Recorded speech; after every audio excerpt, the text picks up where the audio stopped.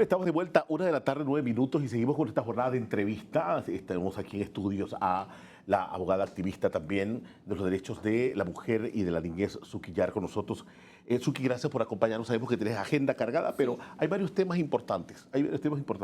Y en primera instancia queremos hablar de las últimas cifras del desempleo, que habíamos hablado de 10,4 según la Contraloría y el informe también de trabajo. No son muy buenas, obviamente 10,4. Cuando dividimos el tema, nos quedamos con, hombre, cifras no tan frías, porque nos indica que de ese 10,4% de estas cifras, dice, entre octubre del 24 y septiembre del 25, 27.547 personas más encontraban empleos, alcanzó un total de 1.968.000. Pero si vamos a desglosar las cifras, el desempleo sigue teniendo rostro de mujer. Es correcto. De mujer, Suki. Es correcto. Y el no lograr, porque la mayoría son cabeza de familia, también hay una realidad que tú conoces muy bien. Y queremos empezar a interpretar el tema porque escuchamos de todo en política, en contienda electoral, el chenchen, la generación de empleo y demás, pero todavía no estamos viendo la realidad. Quiero empezar por este punto, Suki. Gracias por acompañarnos. Bueno, Iker, de verdad, gracias. Y bueno, saludos a todos los televidentes. La verdad que concuerdo totalmente contigo. Altas cifras en materia de desempleo establecidas por la Contraloría General de la República, y es lastimoso que quienes sean las cifras más alarmantes sigan siendo mujeres. Yo creo que esto nos da un panorama en materia de país, cómo estamos en materia de seguir trabajando en igualdad de condiciones, igualdad de oportunidades, establecer políticas públicas, como siempre digo yo, que no sean políticas públicas solamente de gobierno, sino que sean políticas públicas estatales para que sean mantenidas y sostenidas en el tiempo. Yo soy del criterio que este tipo de situación lo único que hace es generar y aumentar más la brecha y la desigualdad que existe en materia, pues, de los derechos más fundamentales que podemos tener las mujeres en nuestro país. Y yo soy del criterio que no debemos seguir desconociendo esta realidad y tomar acciones muy puntuales. A ver, hablemos de programas actuales, porque has hablado de un tema que para mí es clave, que son políticas públicas, pero políticas públicas no de gobiernos, que cada 5 años se van, sino políticas públicas, oye, que trascienden los gobiernos y que se puedan medir, porque el problema es medirlas. Así es. Mira, en políticas públicas, por lo menos por parte del MIDES, son por lo general subsidios. Es correcto. Y el subsidio, hemos visto los resultados, eso que no sé. Ese no es, al final del día, el subsidio no debería ser la solución. Yo soy del criterio que debe de haber, y cada quien en su tema de expertise, pero sí considero que debe de seguir promoviendo esas alianzas públicos-privadas que le permitan a la empresa privada, que también juega un rol muy importante y beligerante en este sentido, a poder establecer estas ofertas laborales. Y mira que pasa algo muy particular. La mujer sufre de una doble discriminación en materia laboral. Uno, porque después de cierta edad, la mujer, lo que se le conoce como el edadismo, la mujer ya no es contratada. Eso es una realidad. Después que tú tienes, claro, le cuesta muchísimo más. Una mujer que ha perdido su posición laboral, si tiene de 35, 50 años, no va a ser contratada. Pero también tienes el otro extremo. Una mujer en una época muy productiva, existen los controles o la reserva, o en muchas veces la discriminación, porque tiene la capacidad de quedar embarazada, y esto limita. Entonces tenemos que abocarnos verdaderamente a trabajar en conjunto, desde el Estado, a través de sus instituciones, todos colaborando, porque al final, como bien tú lo mencionaste, muchas de nuestras mujeres son cabezas de hogar, y eso permea en mantener las estructuras de pobreza que afectan en manera igualitaria a sus hijos. A ver, en materia de oportunidades laborales, ¿le cuesta más a una chica que acaba de terminar o está terminando una carrera conseguir trabajo por varios aspectos, o como tú dices, varios temas que al final tú lo ves desde el punto de vista de productividad, y le juega a ellas adversa, la situación? Nosotros en un análisis muy sucinto que en algún momento pudimos haber realizado como organización, sí somos de ese criterio, que le puede costar un poco más a la mujer. Seamos realistas, nuestro país... Disculpa, ¿te piden examen o pruebas? Bueno, eso está debidamente regulado, pero exactamente. ojo, yo me acuerdo clarito de eso, ojo, que hay empresas que todavía continúan con esa práctica, aun cuando eso está debidamente regulado en nuestra normativa. Exactamente. Sin embargo, pues todavía habrán algunas que otras empresas que todavía no han entendido que realmente nosotras las mujeres somos más de la mitad de la población en el Estado panameño y que nosotras tenemos mucho como aportar. Y siempre digo, no es que las mujeres están buscando que les regalen nada, no se trata de eso. Las mujeres es la que más estudia en las universidades, la mujer es la que más se prepara, eso está estadísticamente comprobado. Sin embargo, a la hora pues de optar por una posición de trabajo, inclusive en materia salarial, siempre hay una diferencia. Por alguna razón, el hombre pues siempre ostenta un poquito más de salario que la mujer, pese al mismo cargo. Mira, yo tuve la oportunidad de compartir en un conversatorio muy importante con una mujer, un grupo de mujeres, donde una me decía que ella cambió un antes y un después en nuestro país porque ella llenaba todo el perfil para determinada posición. Pero ¿cuál era su único impedimento? Que el perfil o los requerimientos era que tenía que ser hombre. Y ella aún así se atrevió a aplicar. Eso no es, no sé, eso no, por eso, ¿un aspecto discriminativo? Por eso decía, eso fue una época de nuestro país avanzando, ¿no? Entonces, pero para que veas cómo viene esa estructura, ese estigma hacia la mujer que no le permite abordar o poder aplicar a varias posiciones de trabajo. Mira, estábamos la semana pasada conversando con los amigos de la Caja del Seguro Social y del MINSA, que ellos tienen una alianza muy importante sobre salud ocupacional. Y nos hablaban, mira, Icar, son cosas tan fundamentales como, hombre, tener el tiempo adecuado para sentarse si tú estás trabajando en un puesto en donde implica estar parada o parado. Y también los salones de lactancia o cuartos de lactancia. Bueno, sería interesante saber que se haga el ejercicio a ver cuántas empresas de verdad cuentan con porque es ley. Es ley. Ojo, que aquí no es nada antojadizo, está debidamente establecido en nuestra normativa. Pero tú ves, Icar, y siempre no es una crítica, es más que todo ese llamado al cumplimiento de la norma, como mujer de ley que soy. Tú puedes hacer un análisis rápido en las diferentes autoridades locales, las diferentes alcaldías, cuántas alcaldías en nuestro país tienen oficinas de género, que la ley lo establece. Entonces, son muy pocas, y yo estoy segura que solamente conozco una.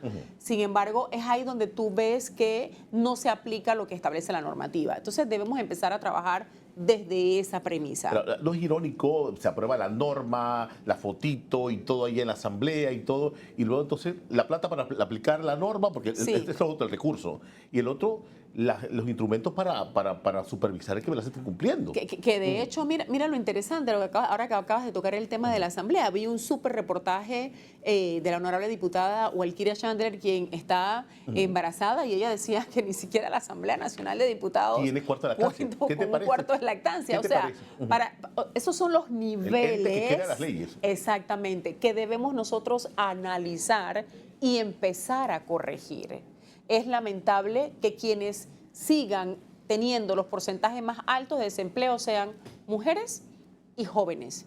Y no queremos decir con esto que el hombre no sufre de este tipo de situaciones, todo lo contrario. Nuestro país enfrenta una alta tasa de desempleo, creo que una de las más grandes en mucho tiempo. 10,4 es demasiado, es demasiado. Sí. Lastimosamente, quienes están en una posición de mayor desempleo siguen siendo las mujeres. A ver, hablemos desde el punto de vista de políticas, porque siempre cuando sube un gobierno, Suki, vemos programas, no políticas, programas. Programas cortoplacistas de los 5 años, mi primer empleo y una serie de temas. Y me acuerdo que en contienda electoral había que mi primera chamba. O sea, se escuchaba de todo en la contienda electoral.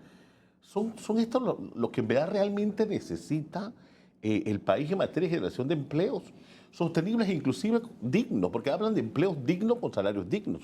Mira, yo soy del criterio, Icar, de que nosotros como ciudadanos debemos empezar a analizar y podemos hacer una rápida encuesta. ¿Quién se acuerda de las propuestas, entre comillas, de las elecciones anteriores a materia presidencial del gobierno actual? Eso sería interesante.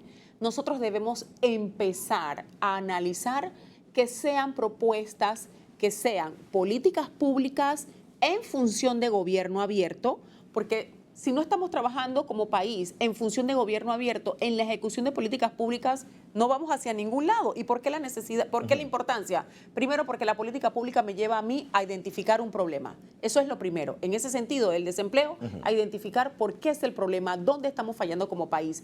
Y esa identificación del problema me lleva a otros pasos y a medir esa política pública. Por eso tienen que ser políticas públicas de Estado y no de gobierno, que son paliativos y que algunas veces se convierten en falsas promesas de campaña, y al final nuestro país sigue teniendo la misma situación. A ver, con el famoso chenchen que todavía la gente que está todavía esperando. Lo estamos esperando. Mira, vamos a ir hilvanando fino. El tema del acceso a un empleo digno permite al hombre y a la mujer, primero, obviamente, tienes que verle la cara a un joven o a una joven, cuando tú le dices, estás contratado, empiezas Así es. la otra semana, se le ilumina la cara. Así es. Pero tú le ves porque es la posibilidad que en ese momento tienen cuando hay un sí para que estás contratado o estás contratada. Y si es un trabajo bueno, profesional y digno, obviamente esa persona va a ser sujeta a crédito. Así es. Y con los años va a tener acceso a cosas tan importantes y vitales como una vivienda, un apartamento, un préstamo personal. Y por ahí va el sistema, porque Panamá obviamente se sustenta en el tema del crédito. Pero cuando no hay oportunidad, no hay educación, hay deserción.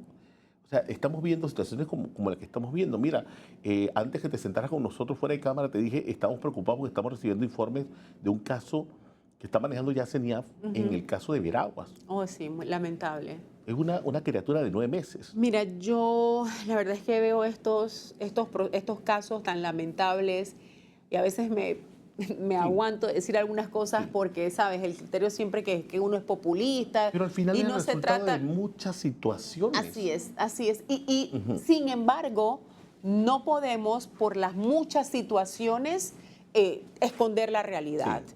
Porque dependiendo de lo que establezcan las diferentes investigaciones, si lo que se ha conocido en información en materia preliminar es efectivamente como se determinó, que dice que es una agresión sexual en contra de una menor de 9 meses, Ícar, nada justifica, absolutamente nada, esa situación. Por supuesto. Y hay que entrar a investigar, hay que entrar a investigar. Pero mira, hay dos aspectos que juegan un papel muy fundamental.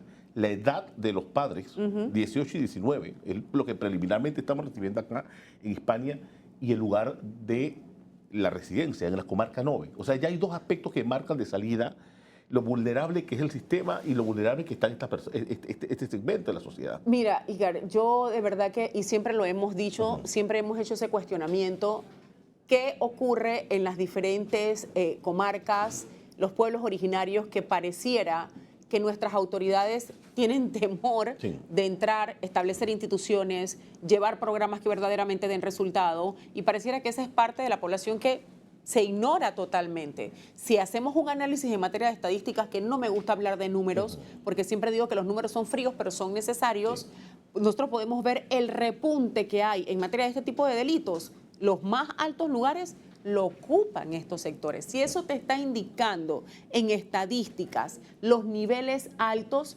¿qué se está haciendo? A ver, los números, como tú dices, suenan fríos, pero detrás de cada número hay un rostro y una historia. Así es. Y una historia desgarradora. Así es. Porque quitemos el área comarcal y nos vamos a Capital. Porque en Capital también hay deserción escolar. Sí. Y hay embarazos no deseados. Mira, recientemente estuvimos dando cobertura a, creo que San Miguelito fue, la regional de San Miguelito, colocando estos... Los chips. Sí, para rebasar los 200 que tenía. Sí. Bueno, mira, yo soy del criterio de que, si bien es cierto, nosotros tenemos una materia pendiente, y ojo, que en materia de educación, yo soy del criterio que debemos de tener ese renglón de educación sexual desde la perspectiva de la afinidad, sin ningún tipo de ideología externa, sino basada en el respeto. Y para poder educar. A mí me llamó mucho la atención la cantidad de chips y la cantidad de chicas que se acercaron. Pero esa es la realidad de nuestro país, Ícar. Aquí cada día en nuestro país los embarazos empiezan en niñas más pequeñas. Entonces no podemos seguir desconociendo esta realidad si decimos que somos signatarios de varios convenios y tenemos leyes que protegen a la infancia. Sí, ahí está pendiente este tema, pero si tú lo puedes concatenar, o sea, todo ha ligado una cosa con el tema, el acceso a un empleo pleno y digno, el tema del nivel de escolaridad, Claro. porque si no, no nos vayamos lejos, el nivel de escolaridad que estaban viendo los muchachos. ¿Qué se hace con los chicos y las chicas que son desertores escolares? ¿Cómo hacemos? ¿Cuál es la política pública que se hace para volver a reincorporarlos a ellos? Una vez ellos son desertores, se vuelven las muchachas, los muchachos son presa fácil del tema de las pandillas. Sí. Las chicas y plata fácil, y ojo, poco a poco las van involucrando en esa actividad delincuencial. Entonces yo creo que nosotros tenemos que hacer como país un mea culpa, empezar a trabajar y de verdad activar mecanismos de prevención. No podemos seguir siendo el país reactivo que hasta hoy hemos sido. Bueno, aquí en estos minutos hemos repasado varios temas que todos están concatenados y que tienen que ver, como tú dices, con políticas públicas, pero a mí me llama la atención que tanto en lugares de difícil acceso como en lugares como Panamá Centro estamos teniendo los mismos problemas. Así es. Deserción escolar, acceso a servicios tan básicos como agua, como una casa, el tema de la delincuencia organizada, la droga, que hace de nuestros chicos presa fácil. Y bueno, en medio de este tema, pues el tema del desempleo, que tú bien dices, tiene rostro de mujer. Y hay muchas limitantes que todavía tenemos que poder nosotros sacar adelante. Así es. A ver, Suki, no te quito más tiempo. Gracias por acompañarnos y por con nosotros compartir estas cifras. Gracias, buen viaje. Ay, gracias, vamos corriendo para la provincia de Chiriquí. A esta hora, me das un segundito ahí en ese punto y quiero contarles que hoy pues, se llevó a cabo el 8º Foro Consecutivo Regional sobre Gestión Integral de Riesgo y Desastre. Nuestra compañera Esther López León se encuentra en el lugar junto con el director de CENAPROC, Omar Smith,